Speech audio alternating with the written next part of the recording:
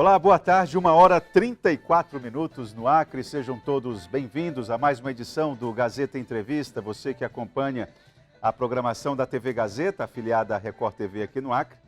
Você estava acompanhando o Gazeta Alerta, agora você está conosco aqui no Gazeta Entrevista. Lala já apertou o biloto ali, mostrando as formas como você pode acompanhar o programa. Você que tem que sair de casa, mas o seu carro é todo integrado à internet, né? Você pode sair pelas ruas de Rio Branco com atenção, porque o trânsito ele é muito incivilizado por aqui, né? Já discutimos isso aqui várias vezes, mas fica ligado ali, ó, no Instagram, no Facebook ou no YouTube. Você pode acompanhar, mesmo estando dirigindo, deixa ali baixinho, porque você sempre vai ter um assunto de interesse público aqui, correto? Tem o YouTube, o WhatsApp, o 99989-1042. Perfeito? Esse é o WhatsApp que você interage conosco, ajuda na construção do conteúdo, né? Eu sempre preciso da sua ajuda e eu sempre peço, correto? Ali naquele QR Code, ó, se você apontar a câmera do seu celular para aquele QR Code, que é aquele monte de formiguinha ali, aquelas figurinhas ali, se você apontar, você vai ter acesso ao conteúdo jornalístico que está sendo produzido pela equipe da TV Gazeta e também do site agazeta.net, não é? Você tem acesso ao grupo de notícias, é sempre bom você estar antenado com aquilo que há de mais informativo na cidade, perfeito? Então é isso, eu peço a sua participação. Nos dois primeiros blocos do programa de hoje, nós vamos conversar com ele, que é suplente de deputado federal, não é? É um dirigente partidário, faz parte ali dos homens que definem os rumos do União Brasil no Acre, o Pedro Valério. Fazia tempo que o Pedro não vinha aqui conversar conosco. E é interessante porque, olha só como a situação é dinâmica, né? As últimas movimentações no Partido Progressistas, será que deixaram uma luz amarela acesa no União Brasil? Qual foi o impacto do que se discutiu e definiu no Progressistas? Para que rumo vai Bocalhon? E Bocalhon, será que no União Brasil encontra terreno? E a respeito dos projetos de desenvolvimento regional, o que é que o Pedro Valério tem a dizer? Ele que é uma pessoa, um teimoso na área de produção, né? Tem ali uma pequena propriedade. A última vez que eu falei com o Pedro, ele teimava em produzir peixe. Não sei se ele ainda está com isso. Vamos conversar com ele, qual o entendimento dele a respeito do atual governo. Será que o governo, no entendimento do Pedro e do União Brasil, o atual governo tem dado, digamos, consequências ao setor produtivo com as decisões que tem tomado? Isso tudo é parte da conversa com o Pedro Valério, tá bom? E eu peço a sua ajuda, coloque o seu nome, a sua cidade ou o seu bairro. É importante você dar identidade à sua participação, tá bom? Os dois primeiros blocos do programa, portanto, Pedro Valério. Só que antes eu tenho um recado para dar para você aqui. No aniversário de 49 anos do Açaí, a festa é em dobro e está repleta de preços ainda mais baixos e com prêmios dobrados. São 2 prêmios de R$ 1 milhão cada, 2 casas próprias, 2 anos de compras grátis e prêmios instantâneos por 2 meses, todos os dias, direto no caixa. Para participar é muito fácil. Faça já o seu cadastro na promoção de aniversário pelo aplicativo Meu Açaí, pelos totens das lojas, pelo site ou pelo WhatsApp. Lembre-se que é preciso dar o aceite na promoção para participar. E a cada R$ 200 em compras, você ganha um número da sorte. Informe no caixa o seu CPF ou CNPJ da sua empresa e pronto, você já está participando. E comprando das marcas participantes ou pagando com o cartão Passa Aí, você aumenta as suas chances. E se cadastrando na promoção pelo aplicativo Meu Açaí, você também ganha mais um número da sorte na sua primeira compra. E se você já tem cadastro no aplicativo, lembre-se que ainda assim é preciso dar o aceite na promoção para participar. Cadastre-se e participe. Acesse o site aniversarioaçaí.com.br e saiba mais. Festa em dobro Açaí, a sua chance de ganhar e economizar muito. Aproveite! Aí o recado do atacadista Açaí, aniversarioaçaí.com.br. Bom, então já vamos passar direto a bola para ele, né? Pedro Valério, boa tarde, seja bem-vindo ao Gazeta Entrevista. Então, obrigado pela oportunidade, a você, a direção da emissora. Não imagina a saudade que eu estava desse bate-papo contigo aqui. Fazia um Você tinha me tempão. abandonado, né? Tinha me jogado para as traças. Não diga isso. Como é que eu posso... Nem suplente de deputado eu abandono, meu amigo, de forma então, alguma. Vamos lá. Bom, quero saber exatamente isso. Quero começar por algo que não lhe diz respeito, porque não é do seu partido. Como é que você observou as movimentações no Partido Progressistas?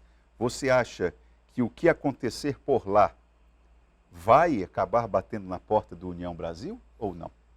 Olha, é ruim falar sobre o quintal do vizinho, eu né? não quero que você fale do quintal do vizinho. Eu quero que você fale se o que aconteceu no quintal do vizinho vai impactar no seu. É possível que sim, né? A questão que a gente vê claramente é que houve uma quebra de confiança do atual gestor municipal com o alto escalão do governo e, pelo que eu vejo, com a principal madrinha dele naquela construção da candidatura dele que o tornou prefeito, que foi a senadora Maísa, hoje nossa vice-governadora, né? A gente nota claramente que houve uma quebra de confiança, porque ela patrocinou a campanha dela, ela bancou a campanha dele, a candidatura dele na realidade naquela época, inclusive contra a vontade do governador, todo mundo sabe disso. Ela se impôs e bancou a candidatura dele, e depois que ele assumiu a prefeitura, a gente notou um distanciamento muito grande dele, e por algum motivo que eu não a conheço direito, mas a gente nota nas entrelinhas que houve uma quebra de confiança. E você sabe que isso é letal numa situação dessa, né? E o que isso pode impactar no União Brasil, que é o que nos interessa aqui? Olha, quem conduz hoje o União Brasil é o senador Alan Henrique, né? Ele não tem feito reunião da executiva para a gente discutir esses temas. Inclusive, ele divulgou uma candidatura que está posta aí, né? O que eu vejo nesse particular, a minha opinião pessoal, é que nós temos hoje uma candidatura que surgiu, né? A atual gestão promoveu um milagre. Ela ressuscitou um candidato que parecia estar fora do páreo, perdeu a última eleição para deputado estadual e, devido ao desempenho do atual prefeito, da atual gestão, o povo passou a lembrar dele de uma forma assim praticamente inexplicável. É como eu vejo. E está hoje... se referindo ao Alisson? Não, eu estou me referindo ao candidato do MDB, agora no MDB, né? Marcos Alexandre. Isso, porque ele tinha praticamente sumido do cenário político, né? Disputou a última eleição agora e perdeu, né? Como vice-governador e tudo. Então a tendência era que ele caísse no esquecimento, mas a gestão municipal fez, a atuação da gestão municipal o ressuscitou, né? Como uma opção de acha que prefeitura. o desempenho de Tião Bocalon tem sido tão desastroso que ele fez com que as pessoas tivessem saudade de Marcos Alexandre? Eu tenho plena convicção disso. É isso? Eu tenho plena convicção disso. Porque a troco de quê alguém ia lembrar de uma gestão que deixou a prefeitura falida, entendeu? Com as contas totalmente asfixiadas. A sucessora, no caso, a atual deputada Socorro Nery, levou um ano para sanear as contas da prefeitura. E deixou um lastro, inclusive, de escândalo de corrupção, como o caso da EMUB, que ali há um processo tramitando na justiça, há provas robustas contra alguns atores e tal. Então, não era para a população de Rio Branco sentir saudade dele na minha avaliação, porque o histórico não foi bom, né? Mas sentiu, está sentindo. Então, hoje tem uma candidatura, e eu acredito que a União Brasil, como todos os demais partidos, deveriam fazer um gesto de se reunir todos os partidos em torno de um nome, né?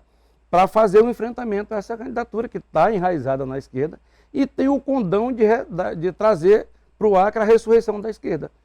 Esse nome que você está dizendo que todos os partidos de direita, eu vou nominar aqui, PL, Republicanos, União Brasil, PP... se irmanariam em torno de quem? Se você já está descartando como militante, eu estou vendo que se depender do seu voto, Tião Bocalon, você também já encosta para a parede, né? É porque a gente sabe que a possibilidade de uma reeleição dele é praticamente zero, né? Em política a gente não pode dizer que é zero, mas eu não vejo. Eu ando muito, Oitá. Eu ando muito, eu converso com muitas pessoas e eu sinto a rejeição. Eu não sei, eu não participo da administração dele, eu não estou perto, mas eu acho que ele começou errado com aquela frase, olha, os meus secretários vocês podem não conhecer, mas são meus amigos. Então ele preparou uma equipe de amigos. Ele não preparou uma equipe para governar Rio Branco, né? E aí tem sido essa sucessão de erros que você vê, né? Ele tinha tudo para fazer uma grande gestão. Notadamente, ele não é uma pessoa ruim, né? Ele não é uma pessoa ruim, é uma pessoa do bem. Mas quando ele chegou... Se negou a fazer política com a Câmara, se lembra? Também. E quando, eu acho que a disparidade entre uma gestão em Acrelândia com a gestão em Rio Branco, onde tem mais da metade da população, foi um choque muito grande. Ele não conseguiu absorver e colocar os pés no chão. Por que você não falou com convicção do nome de Ulisses Araújo? Não, na questão de convicção. Eu só acho que se você pulverizar demais várias candidaturas, entendeu? Você pode criar um cenário de ofensas entre os candidatos. Você sabe que a campanha é uma corrida de cavalo, né? Então tem sempre aquela... E com pata afiada. E aí você tem sempre aquelas discussões acaloradas, isso pode criar algumas rusgas. E quando chegar no segundo turno, embora que haja segundo turno, o candidato nunca leva todo mundo, porque sempre fica alguém no caminho insatisfeito. Então, se todo mundo se unisse agora em torno de um nome, aí eu acho que esse nome tem que ser construído, certo, Alain? Aliás, Itaã, tem que ser construído pelo senador Alan Rick, que é o presidente do União Brasil, pelo presidente do PP, pelo presidente do PL e todos os demais partidos, do Republicano, construir uma candidatura que una todas essas correntes políticas, porque a nossa principal missão é impedir a ressurreição da esquerda. Eu vejo por esse lado. Mas você vê um risco da esquerda ressurgir? Porque você pode perceber, você pelejou, nós já estamos com 10 minutos de conversa, ou algo próximo disso, e agora que a gente veio falar de esquerda, porque a esquerda se resumiu a quê? Edivaldo Magalhães na Assembleia Legislativa? Não, se você olhar na retaguarda do candidato do MDB, tem todos os partidos de esquerda, inclusive, segundo ele mesmo diz na imprensa que ele vai criar um conselho político e todos esses partidos terão assento nesse conselho político. Está mais claro do que a luz do dia que a migração dele para o MDB foi tão somente para se livrar da pecha do PT que... Só uma estratégia importante. Com certeza, que é um carimbo que ninguém quer levar na testa, né? Perfeito. Bom, você acha que isso, Alan Rick, seu colega de legenda, vai começar a se mexer em torno dessa discussão, em torno dessa agenda um pouco mais focada a partir de quando? Você acha que é a partir de fevereiro? Como eu te falei, eu não tenho conversado com o senador Alan Rick recentemente, né? Ele não tem feito reunião do partido, mas eu acho que essa discussão urge. Essa discussão é urgente? Ela é urgente, porque quanto mais se deixa para frente, mais você perde terreno, mais você perde discurso. E, como eu falei, nós temos um trabalho muito longo que é viabilizar o nome. Porque a direita, notadamente, não tem um nome hoje com um percentual nas pesquisas aí forte para fazer esse enfrentamento. Então, todo esse trabalho de construção desse nome tem que partir de agora. E quanto mais tempo a gente perder, mais difícil fica de você fazer esse trabalho de construção do nome. Eu ainda bem que eu estou vivo para poder ouvir que o MDB representa a esquerda no Acre. Incrível, né? Incrível. É incrível. Se existia um louro que o MDB reivindicava para si com propriedade, é de nunca ter se aliado à esquerda, né? Não, agora, e sobretudo aqui no Acre, em que pese, claro, todo mundo sabe disso em função da história, de que o MDB, na época da ditadura civil-militar, teve que abraçar lideranças de esquerda, porque diz que o MDB falava sim, e a Arena falava sim senhor, né, para a ditadura. Então, digamos que era um partido de uma oposição calculada. Projeto de desenvolvimento, eu sei que esse tema é um tema caro para você é um insistente produtor, ainda está produzindo peixe? Como é que está? Não, o peixe é impossível produzir com o preço que a razão está, né? Então eu tive que parar, e fiz um investimento muito grande em lâmina d'água, mas o investimento no peixe eu tive que parar. Hoje eu estou mexendo só mesmo com a questão da pecuária. Na pecuária. O meu filho é que insiste na criação dos suínozinhos. O que o governo está acertando? Olha a pergunta. O que o governo do estado do Acre está acertando no que se refere a economia, a indução de alguns determinados segmentos? O que você tem observado de acerto? Vamos lá. O acerto principal, não perseguir tanto. Eu acho que aquela, eu não sei se você sabe o que é isso, mas aquela cangaia que era colocada no pescoço do nosso produtor rural foi tirada. Não é? Nós temos um governo hoje que não faz esse tipo de coisa. E nós temos um governador do bem, notadamente do bem. Ele é uma pessoa de fácil percepção das coisas. O que falta, na realidade, e eu quero, inclusive, fazer esse desafio a você, que você participa aqui da emissora que tem mais audiência, tem um jornalismo que tem mais inserção com a população.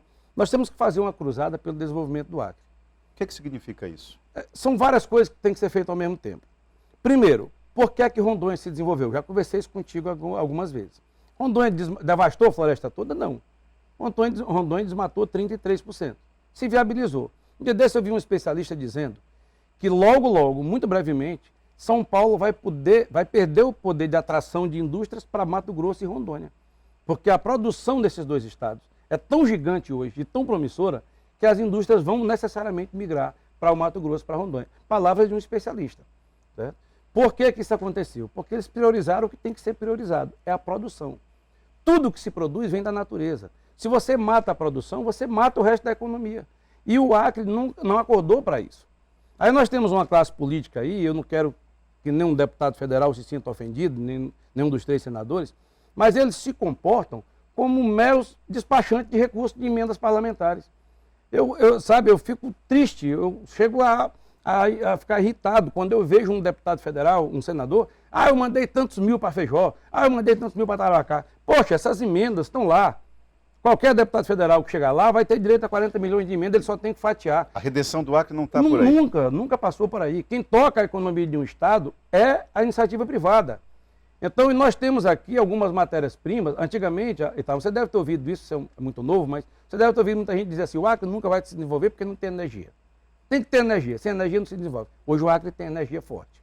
Bom, eu cresci com a frase de que enquanto não saísse a estrada para Porto Velho. Era essa Mas tinha também a questão da energia. Um pouco antes era a energia. Hoje tem energia, hoje tem a estrada para Porto Velho, hoje tem a ponte sobre o Rio Madeira. Ou seja, as condições para o Acre crescer, elas estão postas. O que é que a nossa bancada federal tem que atuar? Primeiro, atacar essa situação dos 20%. Isso tem que ser criado uma discussão no Congresso Nacional com inteligência para expandir um pouco esse limite da reserva legal acima dos 20%. 50% é muito, mas tenta 30%, tenta 40%. Mas tem que expandir um pouco isso. Deixa eu te fazer uma provocação. À vontade. Por que você relaciona a ideia de desenvolvimento diretamente, pelo que eu estou vendo, exclusivamente à produção agrícola? Não, mas não é só a produção agrícola. Tu quer um exemplo aqui, ó. Nós temos hoje, eu te convido, Itaã, se você tiver um tempo, a ir daqui para Cruzeiro do Sul, pela estrada. Você Já vai fui ver, várias vezes. Você viu a quantidade de esplanada de madeiras em toras às margens da estrada daqui para lá? Nós temos aí mais ou menos 30 serrarias em funcionamento. Essa madeira está saindo da nossa selva. Só daqui a 25 anos vai ser permitido um segundo corte, é o famoso manejo florestal.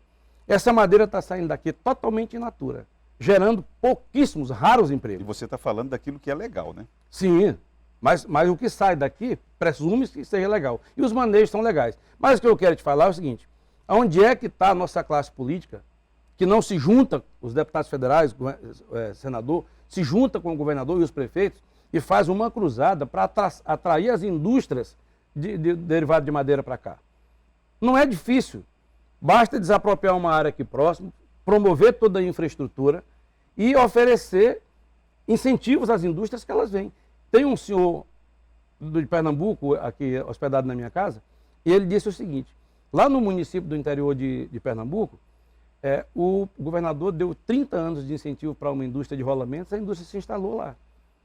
Imagina só, lá em Pernambuco, que não tem indústria de aço, que a matéria-prima está bem distante, mas a indústria foi porque tinha 30 anos de isenção. Quando completou os 30 anos, ela foi embora. O atual governo lá vai estender o incentivo, já tem outra indústria chegando lá.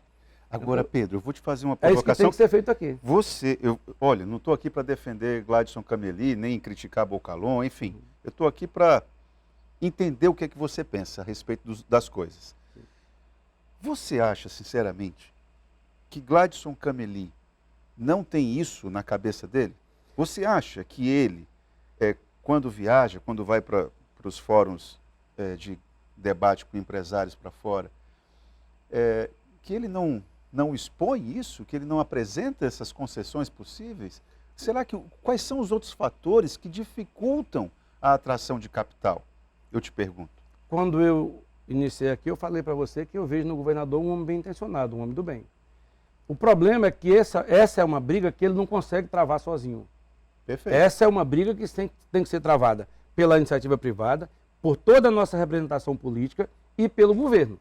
O governo é uma peça nesse tabuleiro.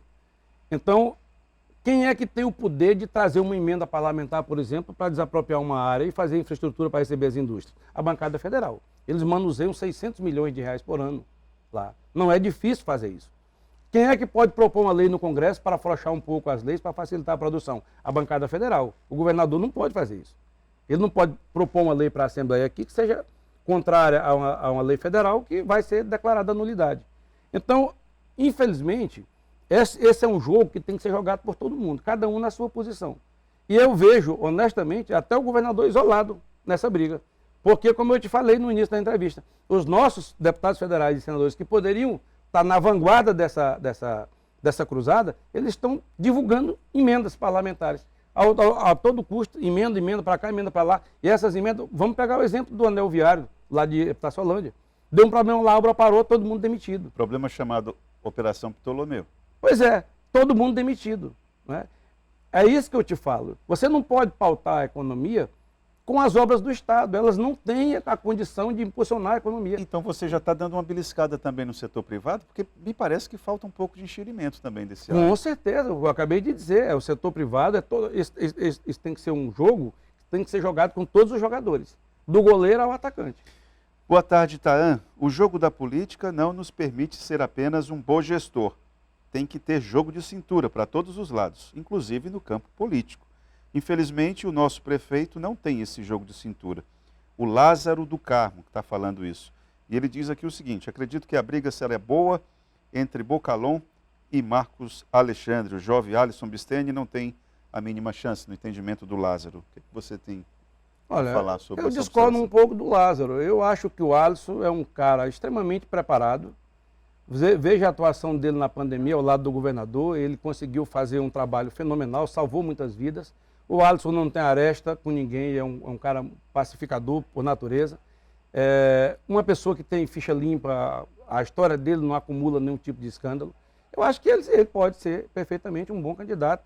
Se houver um trabalho, o nome dele pode ser viabilizado, sim.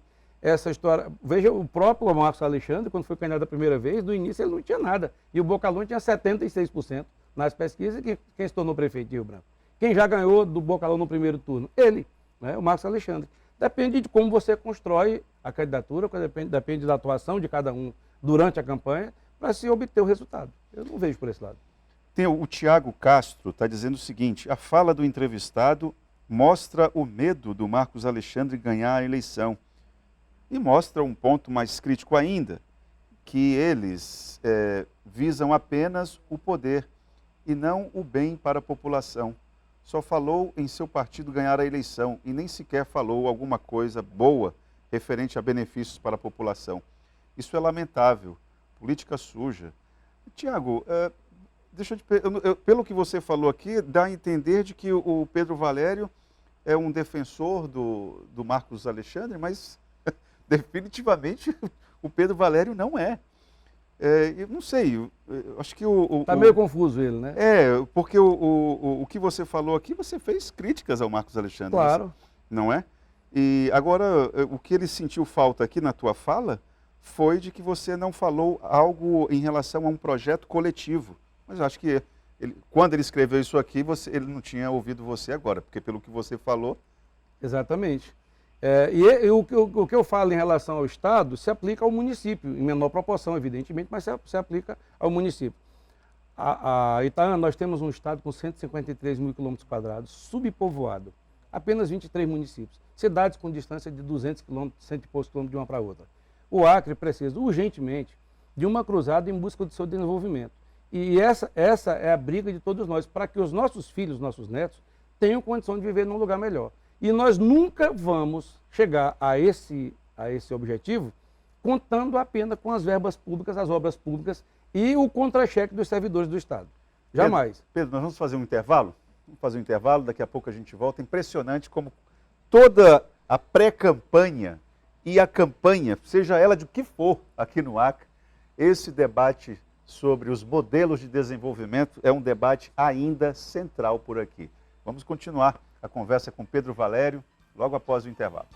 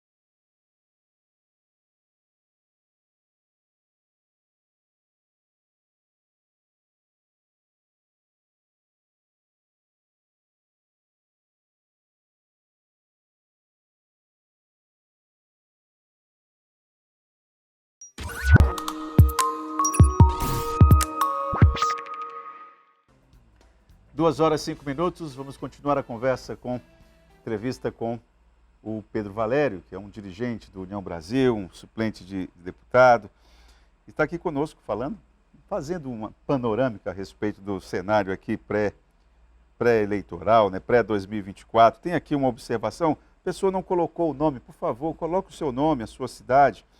Triste isso, diz ele aqui. Não concordo que a gestão do Bocalhon seja desastrosa, não. Já tivemos outros piores.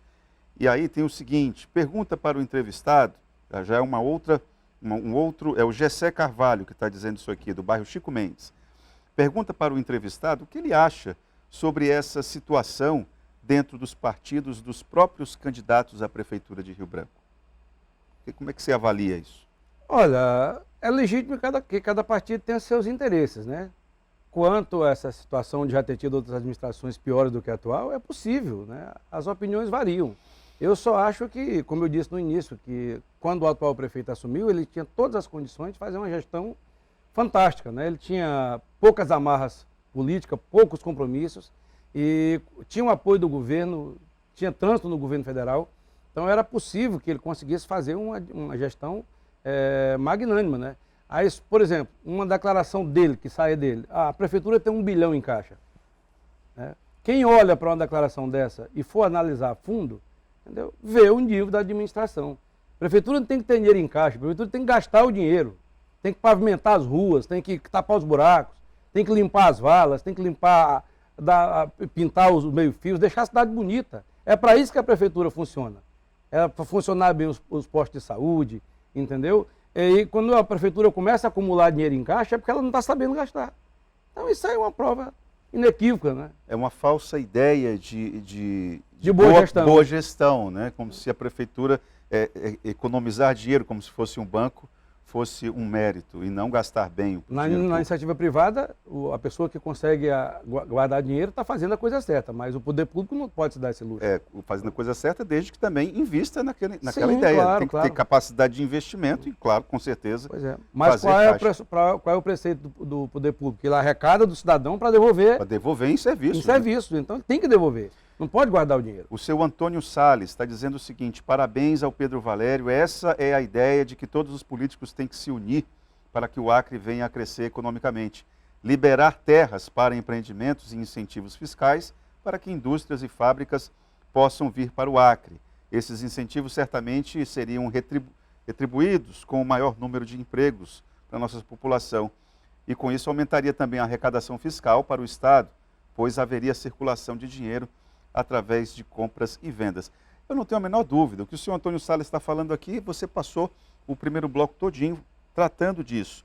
Obrigado, Antônio Salles. O que eu queria, seu Antônio Salles e também Pedro, é entender o seguinte: quais são os fatores que dificultam a atração de capital e como é que o papel do governo para poder resolver esses gargalos. Essa é a questão. Eu acredito que você tem que focar, por exemplo, uma indústria, ela funciona como? Através da matéria-prima. Tá? Eu dei o exemplo da madeira. Vamos a um outro produto que nós temos aqui em abundância, os derivados bovinos. Nós temos alguma indústria de derivados de couro no Acre? Nós poderíamos estar produzindo aqui sapatos, cintos, bolsas, carteiras e uma infinidade de outros produtos que são derivados de couro, banco de couro de carro, etc. e tal. Nós temos aqui alguma indústria de botões, os cascos e os chifres dos nossos bois estão indo para fora gerar emprego lá fora. Podia ter uma indústria, várias indústrias de pente, de botões, aqui para aproveitar a nossa matéria-prima. E a própria carne, o osso, que você sabe que no osso tem o cálcio, que impulsiona inclusive as indústrias farmacêuticas, que elas precisam do cálcio para fazer determinados cosméticos, etc. e tal. Isso. Então a gente poderia estar aproveitando tudo isso aqui sem deixar que esses produtos saiam daqui, a exemplo da madeira, para gerar emprego lá fora. Itaã, nós temos aqui a madeira mole e nós temos a madeira dura. Nós temos madeiras aqui, como o cedro e a cerejeira, e o açacu, que dão móveis belíssimos. Cadê as indústrias derivadas de madeira? Então, aí a culpa é só do governador? Tem que botar só na conta dele? Não. O estado do Acre é pobre. Você vê que agora caiu a arrecadação 30%, do governo federal, do FPE. E derrubou o FPE aqui, e o governo está com dificuldade, inclusive, de pagar funcionários, tendo que cortar a despesa para não atrasar a salário dos funcionários. Então, o Acre vive na dependência de um filho aleijado da nação, contando as migalhas que caem do FPE, as prefeituras contando as migalhas que caem do FPM, para poder fazer alguma coisa. O pagamento dos funcionários aqui ainda é divulgado com pompas e circunstâncias, como se fosse uma bravura, o que é um dever. Certo? Então tem muita coisa para fazer e nós temos que recorrer à nossa classe política. Eu quero mais uma vez aqui reiterar que eu não estou aqui para ofender nenhum deputado federal, nenhum senador, mas olha o que está acontecendo lá em Brasília com esse ativismo do judiciário. Olha essa situação, por exemplo, da questão do aborto. Não é? Olha, tem muito deputado federal, o Pedro, que reclama da baixíssima capacidade de executar a obra pública por parte do governo do Estado, que nem mesmo essas emendas federais que você está colocando, elas conseguem ter consequências práticas, porque não há governo para executar isso. A reclamação é generalizada. Eu só gostaria de saber o que é que eles fazem para que a lei seja menos burocrática na liberação dessas emendas, porque a gente sabe que a dificuldade de acessar uma emenda dessa, pergunte a um prefeito que ele vai lhe contar. A dificuldade que é para aprovar um projeto lá na seara do governo federal. E toda essa legislação é criada por quem? Pelo prefeito? Não, é criada lá em Brasília. Certo? Aí você pega essa questão do aborto, por exemplo, que eu estava te falando. O ativismo, hoje nós temos um Congresso paralisado, totalmente paralisado. O Supremo Tribunal Federal tomou conta do pedaço. Nós temos aí o marco temporal da questão das terras indígenas, o STF acabou de derrubar. Nós estamos vivendo um vexame no Brasil, que uma coisa que é muito cara à sociedade brasileira como um todo, é essa questão do aborto. Já existia, então, como você bem sabe, todo mundo sabe, 3 hipóteses legais previstas para fazer o aborto. Estupro, risco de vida da mãe ou a criança com problemas... anencéfalo, a criança sem o cérebro. Sem o cérebro, né, que não tem condição de sobreviver. Eu tive uma filha assim, a Vitória, ela teve problema com síndrome de Patau e o cérebro dela nasceu atrofiado, ela não tinha sequer o corpo caloso, nasceu e morreu em seguida. Então, nesses casos, já estava previsto em lei. Aí, o que acontece com a esquerda? A esquerda sempre teve um modus operandi lá em Brasília. Quando ela não consegue aprovar alguma coisa no voto, lá no plenário, ela entra com ação no Supremo. E aí você tem, em alguns casos, um único ministro mete a caneta e faz o papel de 503 deputados e 81 senadores. E o Congresso baixa a cabeça para isso. Felizmente, nessa questão do marco temporal, não, do aborto, está havendo uma reação, né? Já o senador Rogério Marinho já propôs a realização de um plebiscito e tem um projeto lá em tramitação que já tem 272 mas eu acho que a trincheira maior que o parlamento vai dar em relação ao marco temporal, você vai ver. Sim, sim. Olha, eu preciso encerrar, eu quero pedir desculpas a Carla do Areal e a outras pessoas, tem pelo menos uma dezena de pessoas que participaram. Eu queria agradecer, mas é porque eu preciso encerrar essa entrevista, entende? Eu queria só perguntar uma última coisa, você acha que Márcio Bittar e Alan Rick vão conseguir conversar sobre eleição? A notícia que eu tenho é que eles conversam bastante, né? Mas vai chegar a um consenso, a um entendimento? Pelo que eu saiba, o senador Márcio Bittar está com um pé no União Brasil e outro no PL. Não sei como é que vai ficar isso, vamos esperar, aguardar os acontecimentos. O que depender do União Brasil? O que vai depender do seu voto? Não, eu acredito que a gente tem que trabalhar a unidade do partido, entendeu? E ver o que é melhor, em primeiro lugar, para a sociedade e depois, em segundo lugar, para os nossos interesses do partido, do União Brasil. O foco é todos contra Marcos Alexandre, é isso? O foco é impedir que a esquerda seja ressuscitada. Tá certo. Muito obrigado, Pedro. Bom falar com você. Vamos para o intervalo e já voltamos.